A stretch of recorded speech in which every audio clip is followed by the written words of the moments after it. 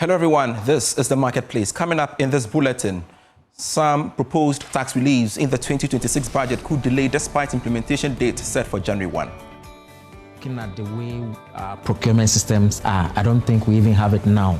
So we can't roll over that electronic fiscal device part of the reform immediately.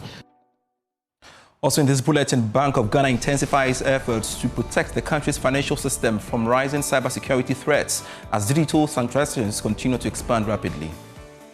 A single signal breach of service disruption can erode public trust, destabilize financial markets, and cripple policy implementations. We have issued a draft and probably by...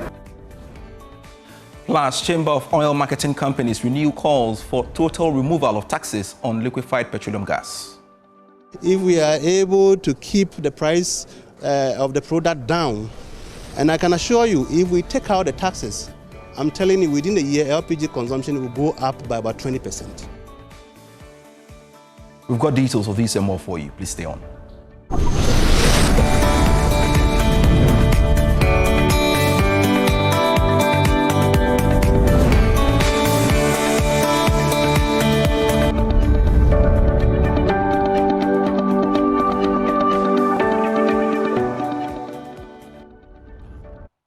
Glad you could stay on. I am Pius Kojobaka. A look now at our story. Some of the proposed tax reliefs captured in the 2026 budget could be delayed till March next year.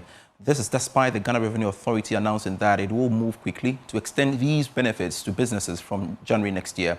Francis Timoboy is a tax expert and has been speaking on PM Express Business Edition. There's a major part of the reform which is dependent on technology.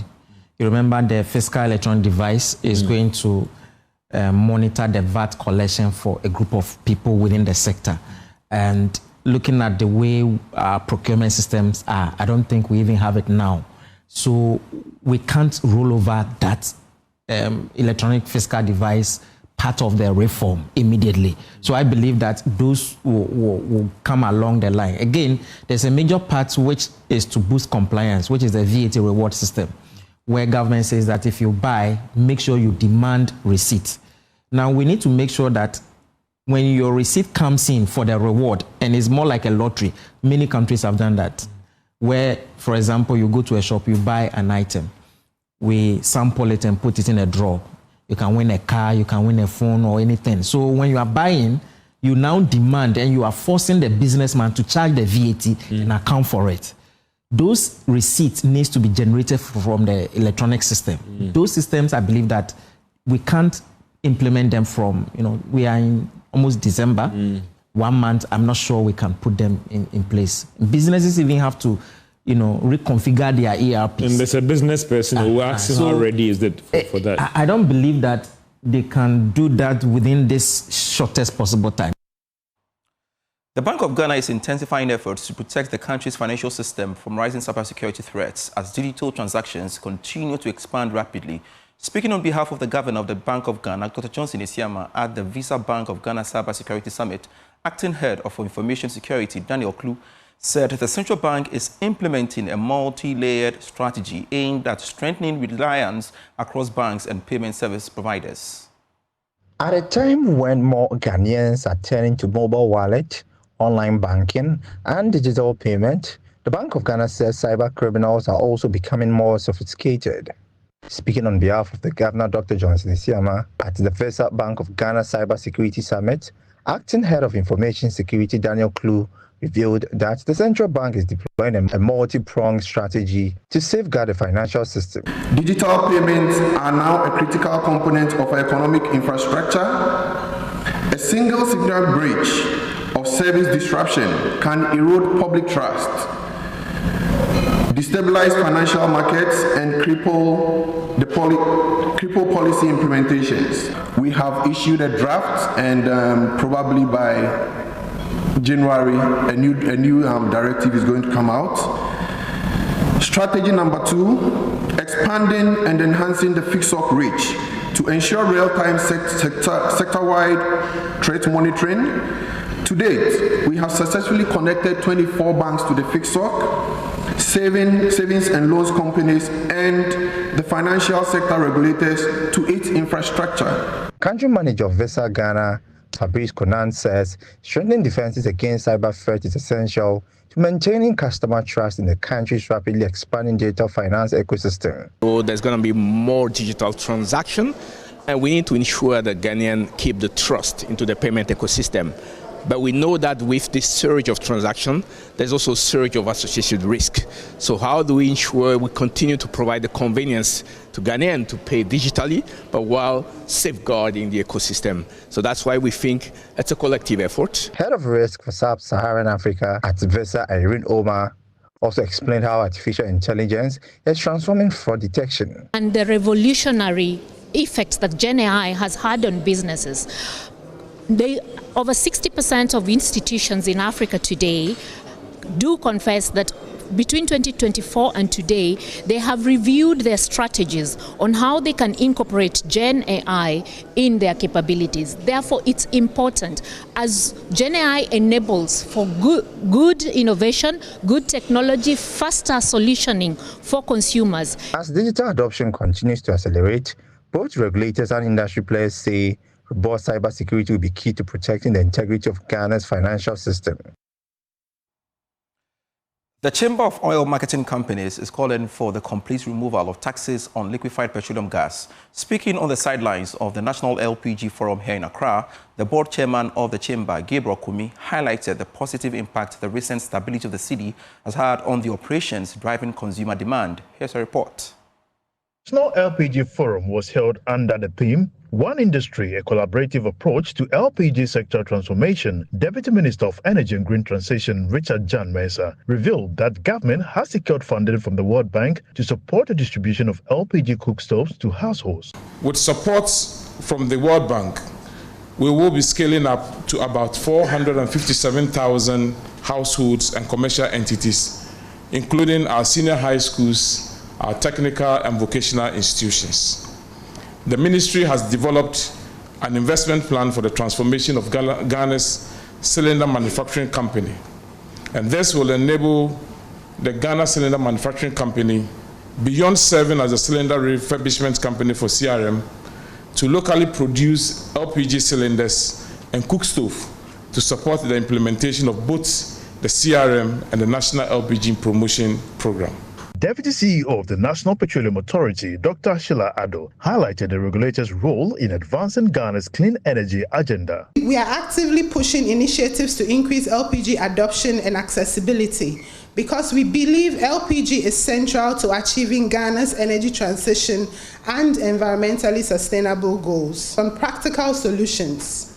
For example, how can we overcome infrastructure challenges in LPG promotion?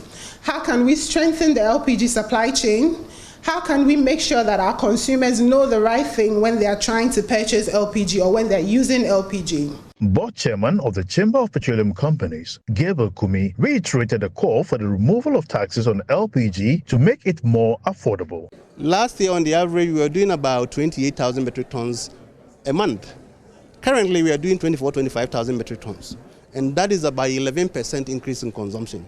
So it tells you that if we are able to be very straightforward with the policy, if we are able to keep the price of the product down, and I can assure you, if we take out the taxes, I'm telling you, within a year, LPG consumption will go up by about 20%. The National LPG Forum brought together stakeholders across the value chain, regulators and government representatives to discuss challenges and propose solutions for the sector's development. More within the oil and gas sector, the Chamber of BoG Oil Distributors Ghana is urging corporate bodies to diversify initiatives in environmentally sustainable governance to ensure that less marginalized people in the society also benefit. According to the Chief Executive of the Chamber, Dr. Patrick Ofori, the Chamber stands ready to invest in all forms of activities to improve living conditions of society close to the operations. He was speaking after commissioning a renovated hygiene facility for the Jowlu Special School.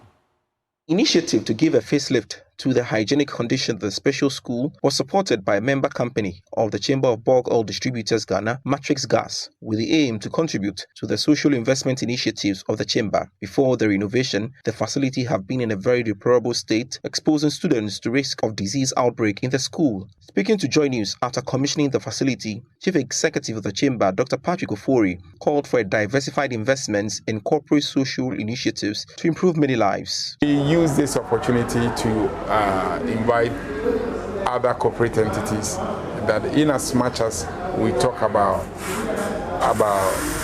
diversity, in our quest to invest in our communities, we shouldn't just look at students or children with special needs for only the food items that we normally would give to them during Christmas or our birthdays, but also take a keen interest in visiting their dormitories and the facilities that they are using.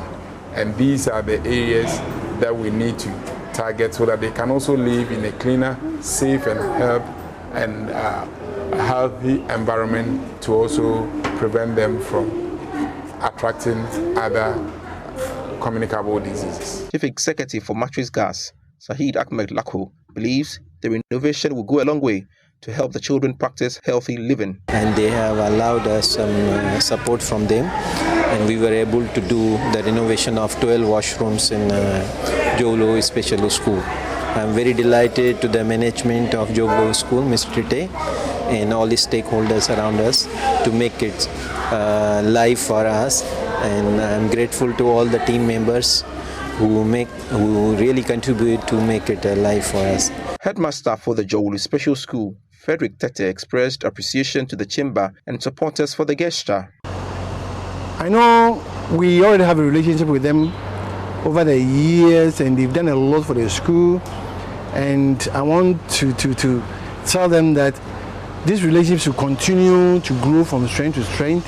So anytime that we call on them to assist the school, I know that they will be willingly and ready to support us, because this school belongs to the government, and the government alone can't do it all. So when organizations, NGOs, and individuals assist us, it helps us to also manage the school and educate these students very well. The chamber is hoping to embark on more of such initiatives in the coming days. Outgoing president of the Association of Ghana Industries, Dr. Humphrey Enyimdake, says an intentional overhaul of the Public Procurement Act to prioritize Ghanaian manufacturers is essential to driving the country's 24-hour economy agenda. Addressing the 65th Annual General Meeting and Job Fair of the AGI in Accra, Dr. Enyimdake stressed that placing local industry at the center of national economic policy is the surest way to boost production capacity, scale up value addition, and create sustainable jobs for the country's youth. For the Ghanaian industry, it represents an opportunity to leapfrog constraints, enhance productivity, and create more jobs, especially for our youth. I hereby encourage policymakers, financiers, and industrial leaders to approach this vision with a clear roadmap, one that places manufacturing and value addition at its core. The AGI has also been relentless in its advocacy for a comprehensive review of the Public Procurement Act for years. We have argued that the current framework, which appears not to adequately prioritize local industry, limits the competitiveness of Ghanaian manufacturers and slows down the procurement processes that should be driving a true and contemporary 24-hour economy. A reform procurement regime that is being action must be intentional and channel public spending to Ghanaian manufacturers, will expand local production capacity, as well as create the skill needed to support round-the-clock industrial operation and the 24-hour economy. And to some other stories, organizers of the annual Ghana Beverage Awards have assured of a spectacular event this year to celebrate a decade of the award celebration in Accra. This follows a positive impact observed over the period since the competition was introduced among beverage industries in the country. There is more in the following report after the launch of the 10 years anniversary of the awards. Organizers of the Ghana Beverage Awards, Global Media Alliance has been hosting the event to celebrate and reward excellence in the local beverage manufacturing industry. Global Media Alliance believes that there has been an improvement in quality of beverage produced locally. Chief Director at Global Media Alliance, Emma Wenani, announced that the next event, which will celebrate the 10th years of the award, will include some transformative schemes to ensure consistency and quality. I think one of the things that we've seen changing every year has been the number of beverage companies that actually get involved every year. And then we've also noticed that since we introduced the public voting for the products of the year, there's been a bigger excitement during the voting period. Maybe this year, one of the things that we introduced that has been transformational is also the industry forum, where we bring together different stakeholders across the industry to discuss certain topics that affect the beverage industry. So I'd say those are the main transformational areas. Chairman of the awards committee, Professor Charles Porto, describes the award as a good benchmark for quality control in the beverage industry. For SMEs, the brand of this award confirmed on the industries has elevated a lot of our industries to that prime light that tells us that there is a guarantee of safety of their products on our Ghanaian market as well as beyond our borders. And that brand that gives that assurance of their products gives us the knowledge, the understanding and the confidence when we purchase these beverages. And therefore, over the period, the 10 years that we have been through, it has stamped its feet on our brands and given us assurance of our beverages that we consume. And that gives the assurance to consumers for them to always reach out for such beverages in our country and even beyond. The event marked the 10 years of celebrating quality and innovation in Ghana's beverage industry.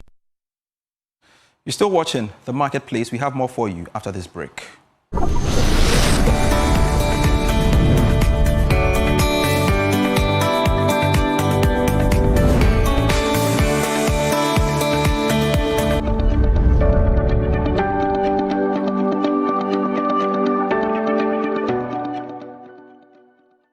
Hello again, welcome back to The Marketplace.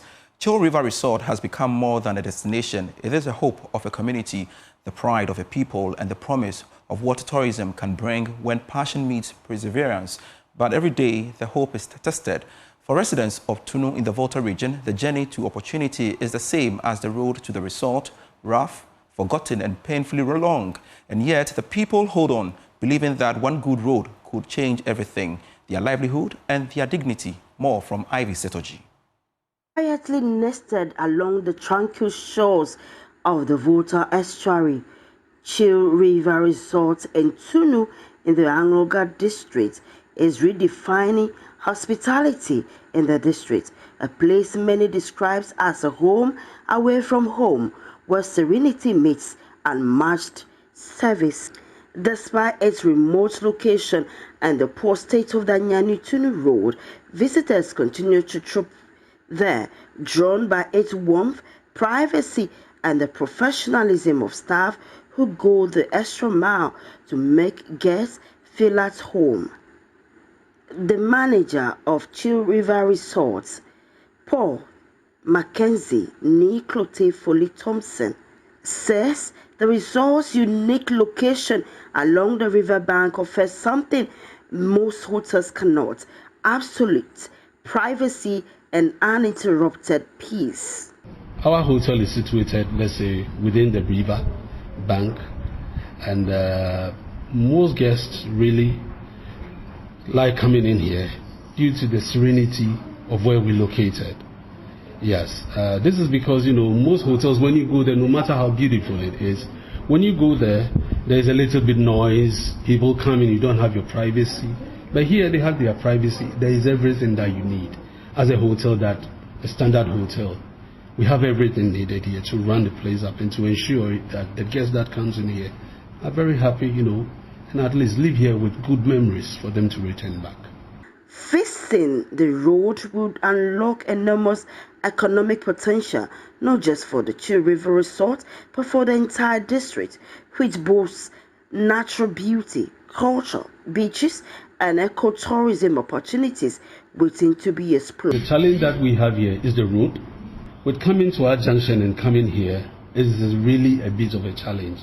Initially, there was no road coming here. It's our management that took it upon themselves to ensure that the place is opened and for the local inhabitants to have access to the road.